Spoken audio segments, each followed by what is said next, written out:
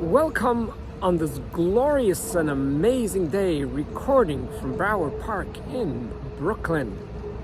So a few months ago, actually a month ago, a few weeks ago, I posted on social media a quote from Dr. Laura, and I hope I remember it correctly, and it's basically, an apology without change is just a manipulation.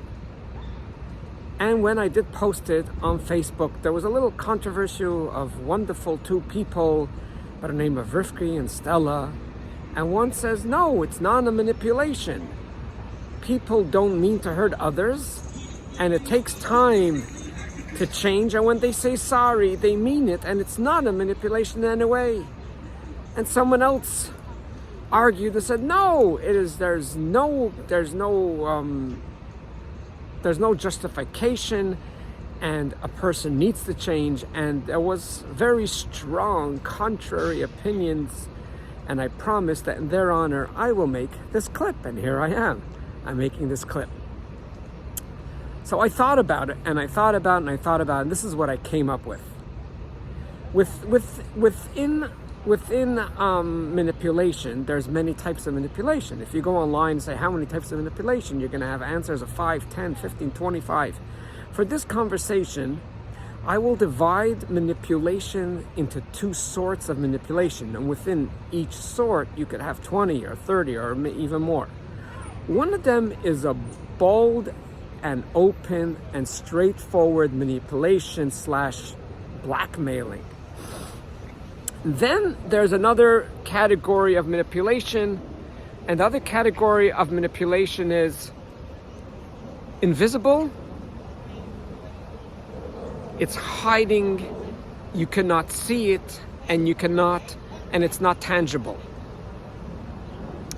And based on these two types of manipulation, I think this whole concept will become extremely clear, as I will explain. Is an apology without change manipulation or not? So let's listen in, and then you could still disagree with me if you want to. Let me just explain in detail what the first manipulation is. The first manipulation is, and I will explain it through a story. I was many years ago in someone's house, and there was this, I think she was about 15 years young, a wonderful girl, teenager, that was about to go out to study for an exam with her friends that she prearranged, that she was responsible, that she was on top of, and that she was going to be a good student and study well before the exam, and I'm sure have some fun with her friend as well. And as she's about to leave the house, her lovely, darling father pops into the house like a king, and suddenly turns to this wonderful individual daughter of his and points to her and says, "You're babysitting tonight. You're babysitting soon." And noticing this situation, did I get tense, and I felt uncomfortable, because I didn't think, even at that stage, the way it was said and the way it was dealt with.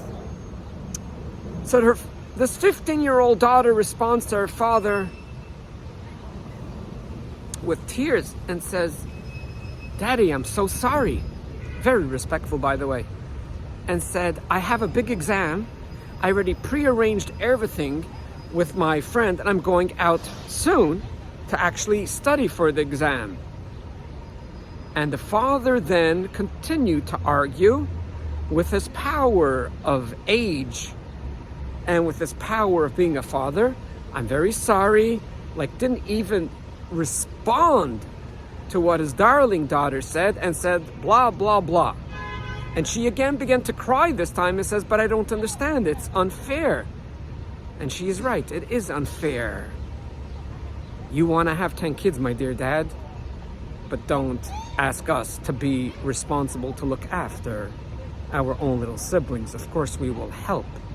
And even if we do want to help, you want to have a discussion if I'm available or not, because I got my own life.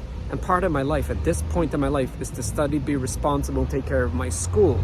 Obviously, if there's an emergency, I'll be there for babysitting. That was just a side note. Yeah, I know you realize that. And here is what I would call the blackmail, the aggressive, the blunt manipulation. The father looks at her and says the following. I can't even say it because it makes me barf. Remember who took you out for sushi the other day? Now that is manipulation. Category number 1. Blunt, straightforward manipulation, slap, literally blackmail. Which means, hey, I do these things for you, so you cannot say no to me anymore. I don't have to be fair. I do not have to be considerate. I don't have to think about your plans. I just know one thing. I took you out for sushi. Remember who took you out for sushi. And the rest of the conversation, to be honest, I cannot recall, I cannot remember. Maybe because my mind just exploded at that time. Please join me next week, and I will go through the second type of manipulation and then connect it to the concept of sorry without change, if it is or if it's not manipulation. Thanks for listening, and I want to wish you a very good day. And always, please do remember, you are way greater than you think you are.